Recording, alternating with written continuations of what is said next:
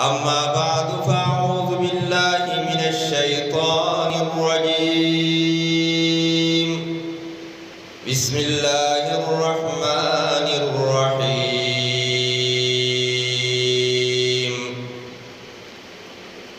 كنتم خير أمة أخرجت للناس تأمرون بالمعروف وتنهون عن المنكر وتؤمنون بالله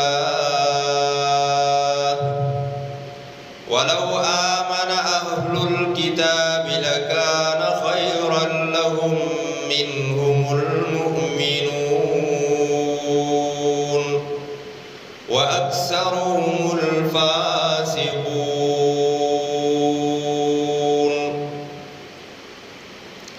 وقال رسول الله صلى الله عليه وسلم: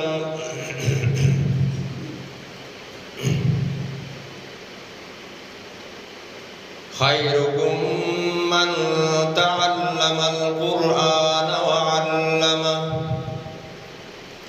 أو كما قال عليه الصلاة والسلام. صدق الله العظيم وصدق رسوله النبي الكريم، ونحن على ذلك لمن الشاهدين والشاكرين، والحمد لله رب العالمين.